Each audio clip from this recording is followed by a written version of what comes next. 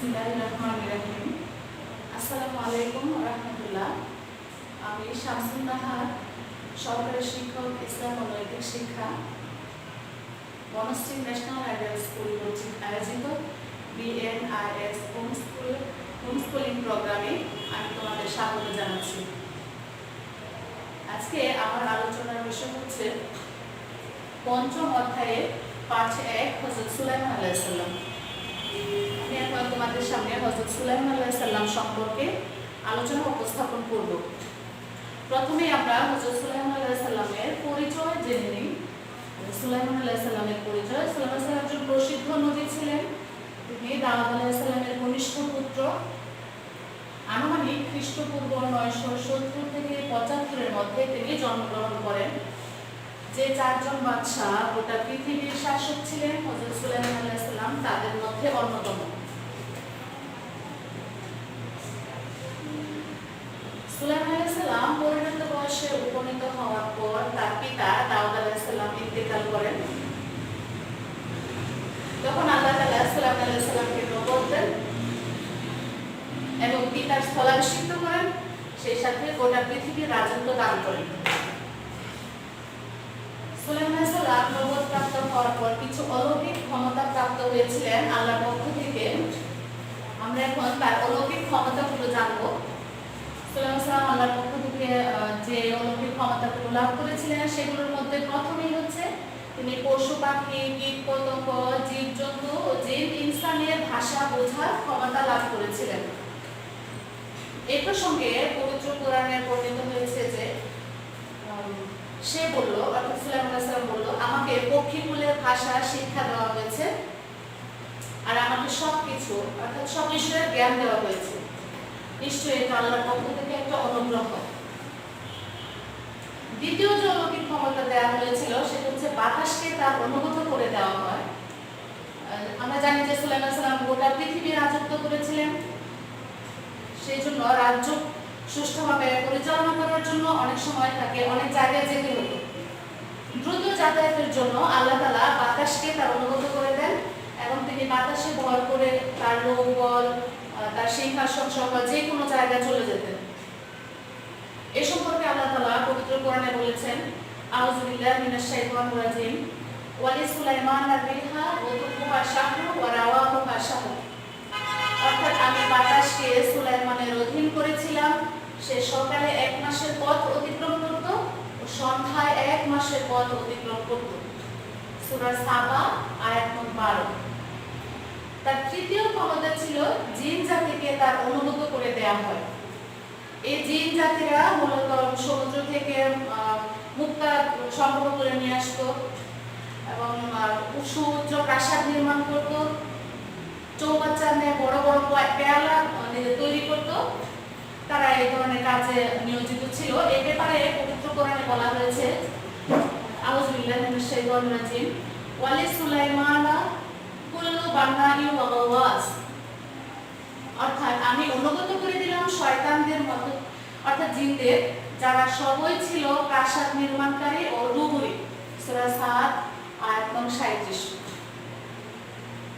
এরপর আমরা জানবো সুলাইমান আলাইহিস সালামের বিচার শক্তি সম্পর্কে। সুলাইমান আলাইহিস সালাম অসাধারণ জ্ঞান, প্রজ্ঞা ও ধীর শক্তির অধিকারী ছিলেন। আল্লাহ তাআলা তাকে সূক্ষ্মভাবে বিচার কার্য পরিচালনা করার ক্ষমতা দিয়েছিলেন। বিচার কার্যে তিনি ন্যায় বিচার নিশ্চিত করতেন। আমরা তার এই বিচার কার্যের দৃষ্টান্ত পাই যে বাল্যকালে একটা বাচ্চা সম্পর্কে 2 জন মহিলা মাতৃত্বের দাবি করেছিল। তারা মাতৃত্বের দাবিদার এই 2 মহিলাই দাউদ আলাইহিস সালামের কাছে এসে বিচার প্রার্থী হলো এবং তারা দুজনেই যখন এই বাচ্চার দাবি করলো, তখন সুলাইমান আলাইহিস সালাম বললেন যে এই বাচ্চা একজন অথচ দাবিদার 2 জন, তাহলে বাচ্চাটাকে 2 টুকরা করে 2 জনকে দিয়ে দেওয়া হোক। এবং তিনি বাচ্চাকে 2 টুকরা করতে যখন উদ্যত হলেন, তখনই ওই মহিলাদের থেকে একজন কাঁদতে কাঁদতে বললেন যে আল্লাহর দোহাই, আপনি বাচ্চাটিকে মেরে ফেলবেন না, আমি আমার মাতৃত্বের দাবি ত্যাগ করলাম। তখন সুলাইমান আলাইহিস সালাম বুঝতে পারলেন যে এই মহিলাই হচ্ছে আসল মা এবং তাকে বাচ্চাটিকে দিয়ে দেন আর মিথ্যা দাবিদার ওই মহিলাকে শাস্তি দেন। এইভাবে তিনি ন্যায় বিচার নিশ্চিত করেছিলেন। আমরা তার ন্যায় বিচারের আরো দৃষ্টান্ত দেখতে পাই যে একবার দাউদ আলাইহিস সালামের কাছে এসে এক রাখাল এবং কৃষক বিচার প্রার্থী হয়েছিল। কৃষক এসে অভিযোগ করলো যে রাখালের ছাগল রাতে ছাড়া পেয়ে তার সমস্ত ক্ষেতের সমস্ত ফসল বিনষ্ট করে ফেলেছে। তখন দাউদ আলাইহিস সালাম রায় দিলেন যে রাখালের সমস্ত ছাগল কৃষককে দিয়ে দেওয়া হোক। ওদের রায় যখন হয়ে যায় তখন তারা যাওয়ার পথে সুলাইমান আলাইহিস সালামের কাছে সুলাইমান আলাইহিস সালাম এই বিষয়টা জানতে পারেন এবং বললেন, আমি যদি রায় দিতাম তা ভিন্ন হতো এবং উভয় পক্ষই উপকৃত হতো। দাউদ আলাইহিস সালাম বললেন যে এর থেকে উত্তম রায় আর কি হতে পারে। তখন সুলাইমান আলাইহিস সালাম বললেন যে রাখালের ছাগলগুলো কৃষককে দিয়ে দেওয়া হোক, সে এই ছাগলগুলো দুধ এবং পশম দিয়ে উপকৃত হবে, আর রাখালকে কৃষকের জমিন দিয়ে দেওয়া হোক, সে এই জমিনে চাষাবাদ করবে।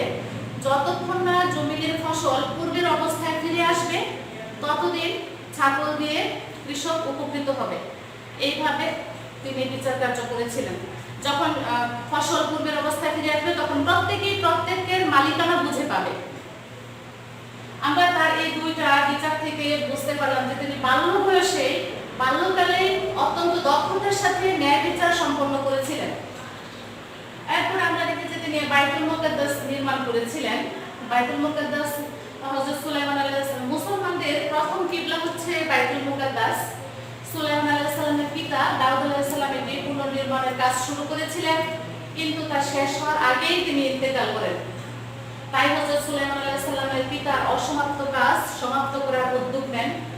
এই নির্মাণ কাজে তিনি জিনদেরকে ব্যবহার করেন। অবশেষে এটি পুনর্নির্মিত হয়। কথিত আছে যে এটি নির্মাণে 30,000 শ্রমিকের 7 বছর সময় লেগেছিল। সুলাইমান আলাইহিস সালামের রাজত্বকাল ও ইন্তেকাল। হযরত সুলাইমান আলাইহিস সালাম সুদীর্ঘ 40 বছর নবুয়তের দায়িত্ব পালন করেন এবং সমগ্র বিশ্বে রাজত্ব করেন। তার শাসনকাল ছিল 900 খ্রিস্টপূর্ব 960 থেকে 920 সাল পর্যন্ত। তার ইন্তেকালের ঘটনাটা ছিল একটা আশ্চর্য ঘটনা। আমরা পূর্বে জেনেছি যে বাইতুল মুকাদ্দাস নির্মাণের কাজে একদল জিন নিয়োজিত ছিল, যে জিনরা সবসময় সুলাইমান আলাইহিস সালামের ভয়েই কাজ করত। বাইতুল মুকাদ্দাস নির্মাণ কাজ শেষ হয় নাই, আর সুলাইমান আলাইহিস সালামের মৃত্যুর খবর জানতে পারলে জিনেরাও কাজ করবে না। এই অবস্থায় আল্লাহর নির্দেশে সুলাইমান আলাইহিস সালাম ইবাদতের জন্য প্রস্তুত হয়ে স্বচ্ছ কাচের নির্মিত তার মেহরাবে প্রবেশ করেন এবং ইবাদতের উদ্দেশ্যে লাঠিতে ভর করে দাঁড়িয়ে যান। যথাসময়ে তার দেহ থেকে তার আত্মা বেরিয়ে গেল, কিন্তু তার দেহ অনড় রইল লাঠিতে ভর করে। বাইরে থেকে জিনেরা দেখে বুঝতে পারলো যে তিনি ইবাদতে রত আছেন। তারা দিনের পর দিন কাজ করে যেতে থাকলো। এভাবে 1 বছর অতিক্রম হয়ে গেল এবং বাইতুল মুকাদ্দাসের নির্মাণ কাজও সম্পন্ন হলো। এই অবস্থায় ওই পোকা সুলাইমান আলাইহিস সালামের ভর দিয়ে থাকা লাঠিটাকে খেয়ে ফেললো। লাঠি মাটিতে পড়ে গেল এবং সুলাইমান আলাইহিস সালামের দেহ মাটিতে লুটিয়ে পড়লো, আর জিনেরাও তার মৃত্যুর সংবাদ পেয়ে গেল। তাকে ফিলিস্তিনের জেরুজালেমে কুব্বাতুস সাখারে দাফন করা হয়। এখন এই আলোচ্য বিষয় থেকে যে ধরনের নমুনা প্রশ্ন হতে পারে, আমি সেখান থেকে একটা সংক্ষিপ্ত প্রশ্ন উপস্থাপন করছি। ফিলিস্তিনের জেরুজালেমে রয়েছে মুসলমানদের প্রথম কিবলা বাইতুল মুকাদ্দাস।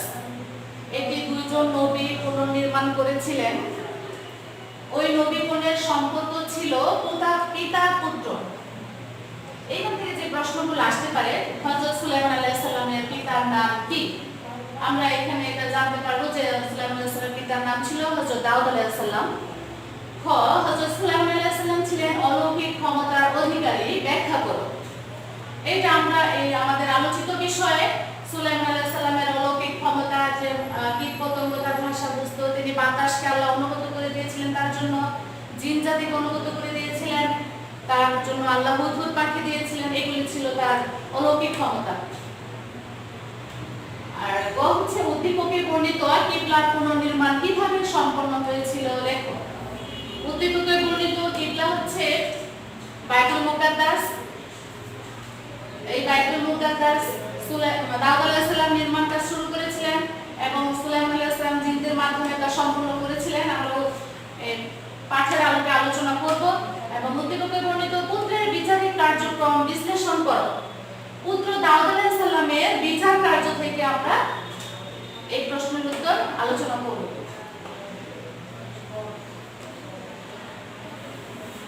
সুপ্রিয় শিক্ষার্থীবৃন্দ, আজ এই পর্যন্তই। আগামীতে আবার তোমাদের সাথে অন্য কোনো বিষয় নিয়ে দেখা হবে ইনশাআল্লাহ।